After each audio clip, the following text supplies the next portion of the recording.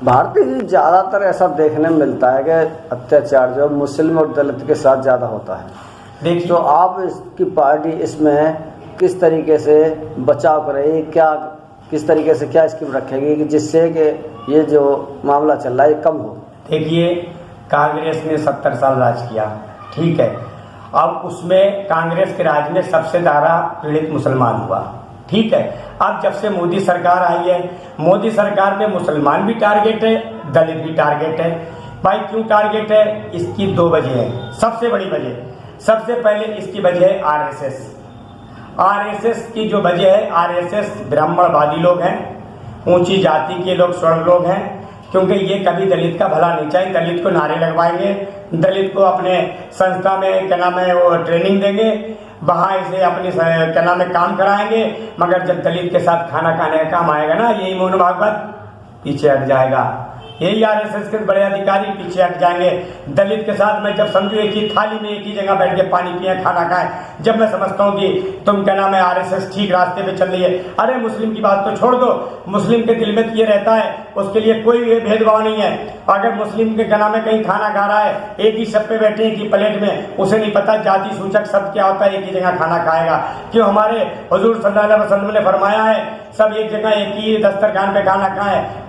कोई किसी का धर्म और कोई बिरादरी का मसला नहीं है। इस्लाम जो सिखाता है वो अच्छी बातें सिखाता है, गलत बातें नहीं सिखाता। इसलिए जो आरएसएस की सोच है वो दलित विरोधी और मुसलमान विरोधी है। आज हम देखते हैं सोशल मीडिया पे बड़े बड़े महाराजों जो जिन्होंने अच्छे काम किए, देश के हित में काम किए, आज उन्हें गलत तरीके से पेश किया जा रहा है। ये आरएसएस क्या करना चाहती है? अरे आरएसएस वालों, तुम जितना तुम गलत साबित करोगे उतना ही उनकी हकीकत अच्छी आएगी।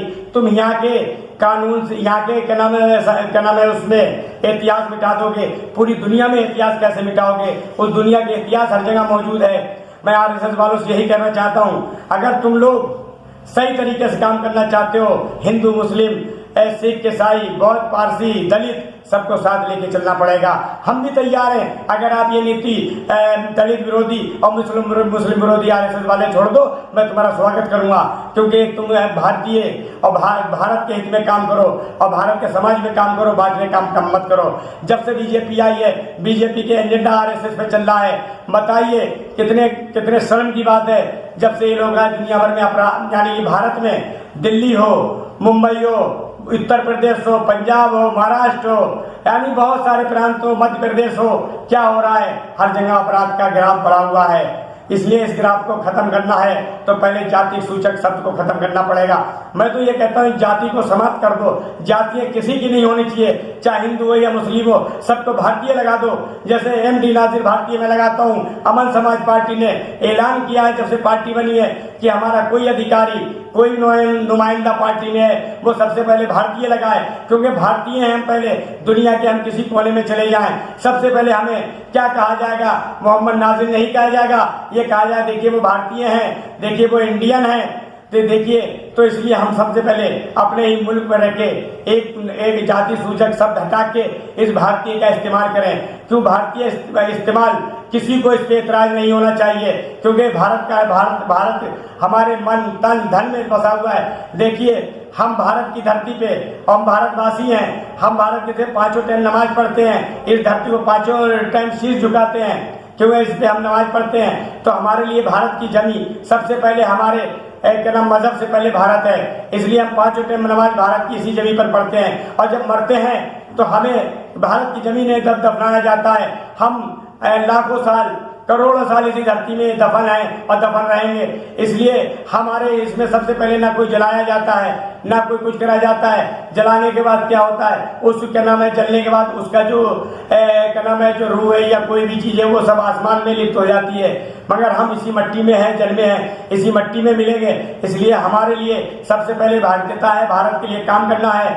हमें छुआछूत, अछूत और जाति धर्म के से हटकर काम करना पड़ेगा, जब भारत तरक्की करेगा।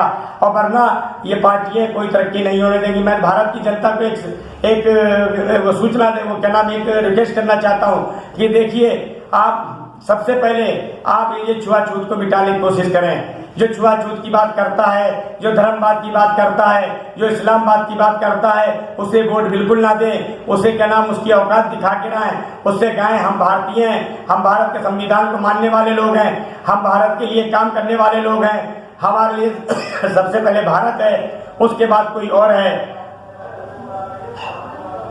धन्यवाद।